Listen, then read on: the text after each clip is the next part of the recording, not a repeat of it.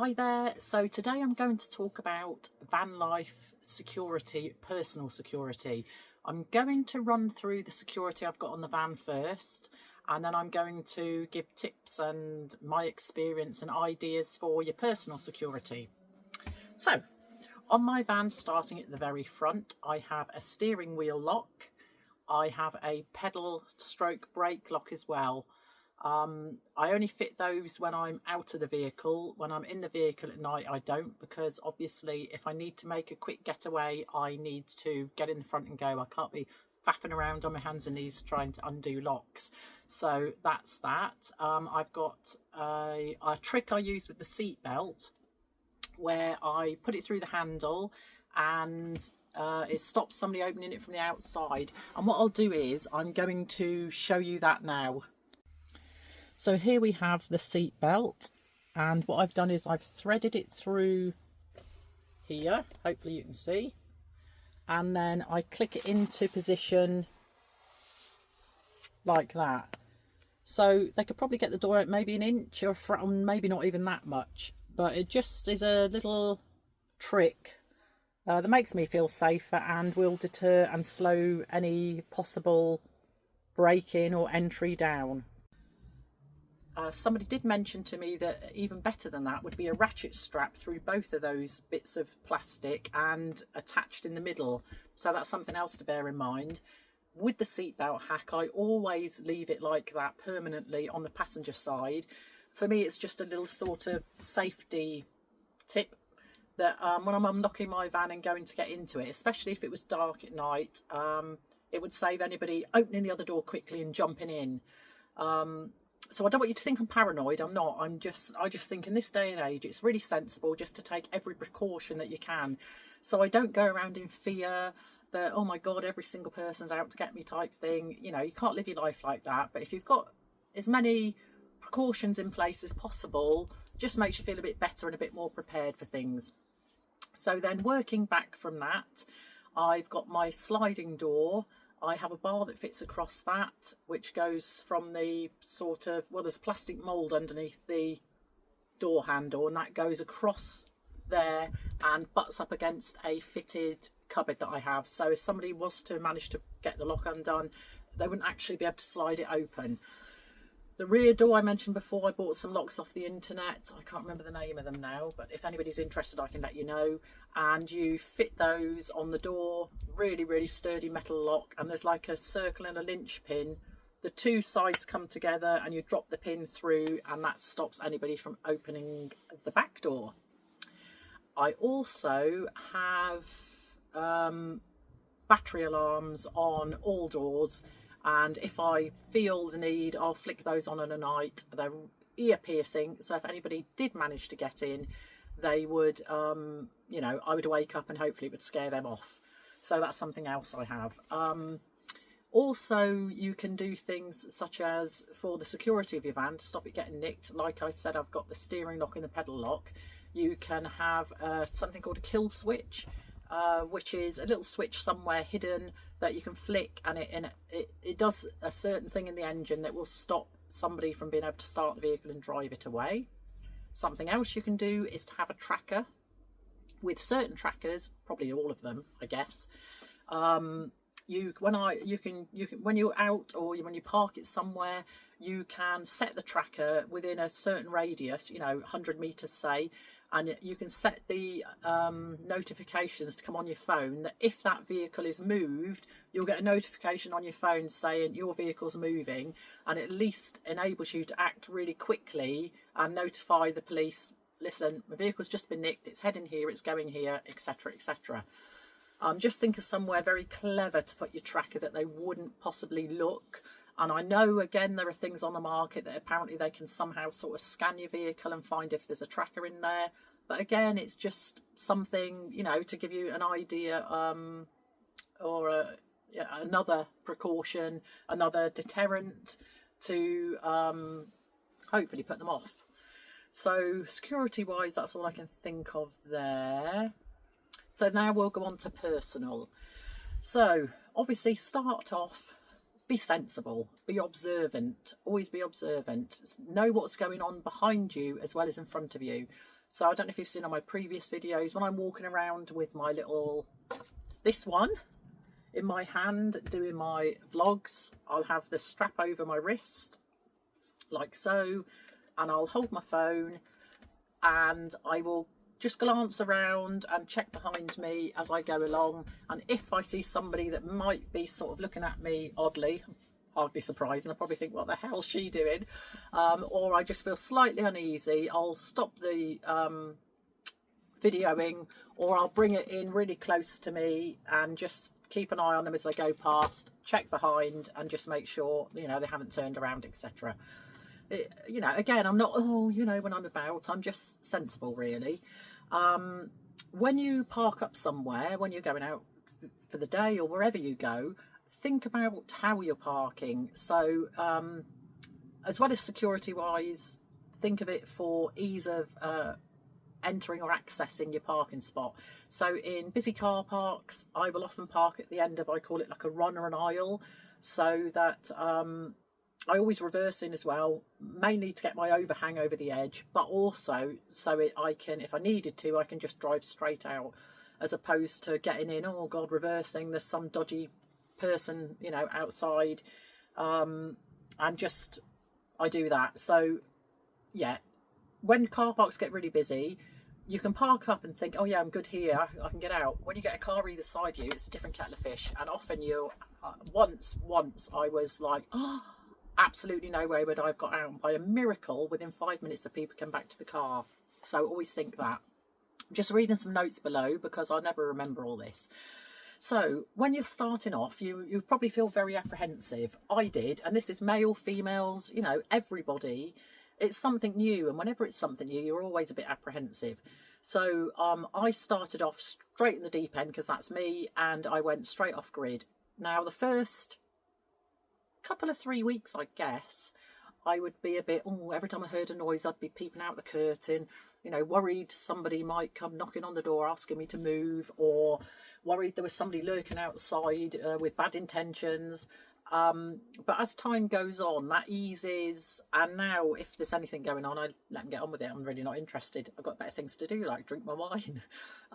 So yeah, what you could do to start off with, if you're really concerned, is start off with some campsites. Maybe campsites are pretty safe, you know, I mean, really, and do it that way, so that it gives you a chance to really get used to your van and feel comfortable in it and build your confidence, and then, you know, then you could move on to off-grid if that's what you want to do. I do off-grid because if I paid for a campsite every night, it would be like having a mortgage on a house. It would be ridiculous money, so I just don't do it. Plus I love going in different park-ups that you would never get such a fantastic view, or very rarely, with a campsite, so I do that.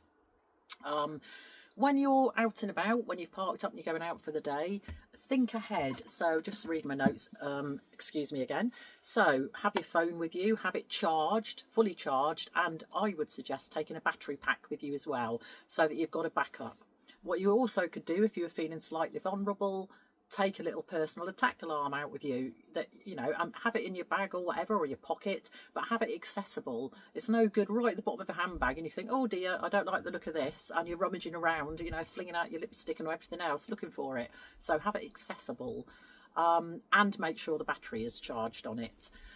You can also get certain sprays, make sure they're legal, of course, to, you know, if you were attacked, possibly spray, put them off, etc, etc.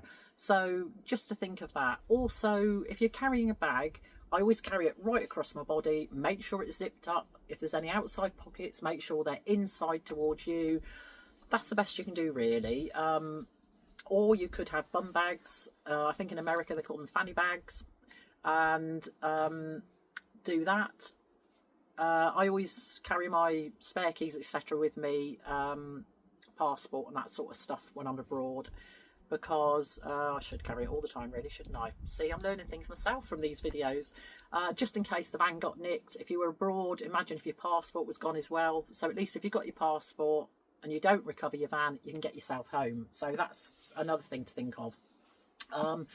Also, you can get something on your phone called live location. So maybe you've got one or two friends that, or you know, I'd personally pick more than one person, so you've got one and a backup, and maybe set up live location so that you know that somebody knows where you are all the time, especially if you're going out on a big hike somewhere, you know, up in the hills or anything.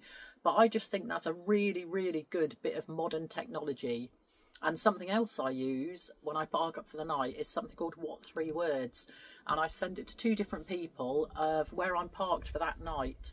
And the way I remember to do it is I set a reminder in my phone every night, and it will go off, and I'll be like, what 3 words, and I send them off so that somebody knows where I am.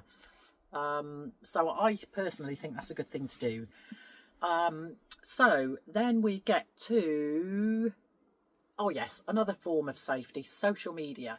Now I post on Facebook, on Instagram, and now YouTube. I think that's everything I post on.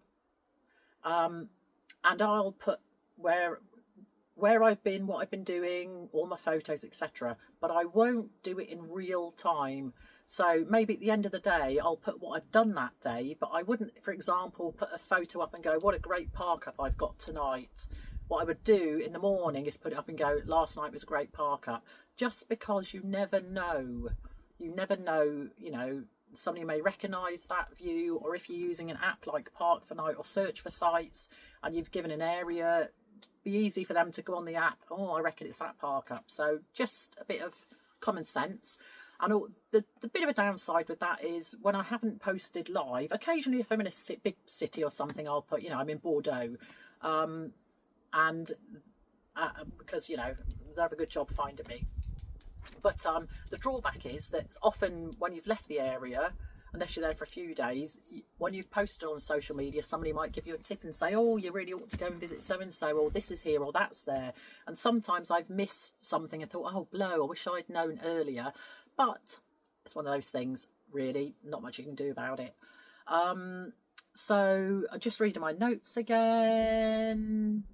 Yep, I think that's all there. So then I'm going to go to nighttime in your van. So again, pick your spot. If you get there and you think, oh, this feels uneasy, or there's, you know, drug deals going down or something, or loads of drunks, or just boy racers or whatever, personally I wouldn't stop then. I would move on and I'd find somewhere else. Get yourself parked up. Again, park sensibly. Think to yourself, if you had to get away quickly, you know, you might park a certain way for the view, but if you park that way so you can sit with your door open sideways, if something happened, would you have to shuffle around? Would you have to reverse? Would you have to do a 3-point turn? So I always personally park so that I can escape. If it's a sort of situation where somebody can maybe park across you and block you, I leave room behind me, but not enough room for a car, so that if possibly need be, I could reverse back and shoot forward and off I go. So again, you know, just do the best you can, really. Just be sensible. I will then I will lock the vehicle. I will then put my seatbelt through the door. I will then set my alarms on the door if I want to do that. I will then send my What 3 Word location. My phone will have reminded me to do that. And make sure my phone's charging or uncharged or fully charged already, so that I've got a fully charged phone to hand. And then I will do the next best thing, which is open a bottle of wine and enjoy it. So I'll enjoy your evening, try and relax, you know, just enjoy yourself. The more you do it, the more relaxed you get and the more confidence you build. Somebody once gave me a very good tip. It was a girl I got friendly with who does van life as well. And she said, never become complacent. And she told me a little story, which I won't go into here. She'd stopped an extra night than she would have normally done and had a bit of bother. And that often rings in my ears. Sometimes I've been out for the day, I'm tired, and I'll think, oh, I'll stick the locks on later, or I'll do the lock on the back door when I go to bed. And it rings in my ears, don't become complacent. So that's top tip, don't become complacent. And that applies to everything in life, to be fair, I think. Well, I know it does. So yeah, don't become complacent. So then I will enjoy my evening where I relax on this sofa. I roll my driver's seat forwards and I go sideways, move my cushion round, and I can lay right back with my feet up, enjoying my wine and messing on my phone and doing whatever else I might do. So at bedtime at the end of the evening, I will roll that seat forward, I will get everything straight, I will stow stuff away, and in case I have to, in case there's anything during the night and I've got to get in and move, I'll make sure my clothes are laid out in a certain way so I could just chuck something over my head if I needed to. And I always make sure my keys are in a certain position so I always know where they are, whether I'm half asleep or not. Key wise, be sensible, don't put them where somebody could get into a window and reach and get them, things like that. But that's my little sort of bedtime routine. I also have a strong torch. Now, I have that because if I heard something outside or somebody knock the door, I want to be able to illuminate. I would never open the door, but I would shine through the window or slide my little window open at the top, put my torch out.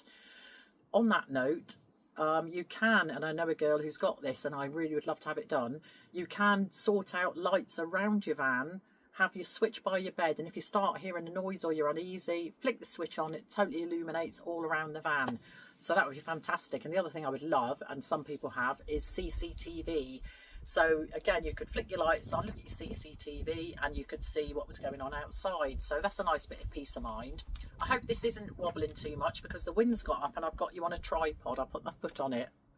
So yes, so I've got my clothes, I've got my key, I've got my torch next to the bed, and I will have my little alarm and my spray next to the bed. It might sound, oh, you know, over the top, but it takes a couple of minutes to do. And if it gives you peace of mind and lets you sleep better, you do that. Do whatever gives you peace of mind. So then another tip I had, which was just remind yourself when you're in that van at night, parked up, your curtains are closed and you're in your bed, nobody knows who's in that van. They don't know if it's a lady on her own, a gentleman on his own, whether it's a couple, whether it's a family, they've got no idea. So in your mind, you're thinking, oh, they know I'm in here on my own and, you know, I'm female, woman, whatever. They don't know, you know, they don't know. So that's something else to bear in mind. I have heard of people, ladies, doing things like putting a big pair of boots outside the van, or a big dog lead in the front. So they, you know, people think they've got a dog or a man's coat or whatever. You know, again, whatever makes you feel comfortable. This is just little tips I've heard along the way. So yeah, so that's my bedtime routine. I then go to bed, probably snore. I'm not a great sleeper anyway. Well, at least I think I am. I wake up several times, but anyway, there we are, all done and dusted. So yeah, as they used to say on Crime Watch, this is very rare. I'm doing my tongue twister again. This is a very rare occurrence, so don't let it ruin your enjoyment of your van life, your camper van trip, your holiday. Just be sensible, take the precautions and get out there and enjoy yourself. And I think I've covered everything. Oh yes, another thing, I always come up at the end with something I've forgotten, don't I? If you feel uneasy, you could sound your horn, put your horn on full while you're getting yourself ready, you know, getting the key in the lock in that. It might scare anybody off. So that's another thing to bear in mind. And I'm just double checking everything.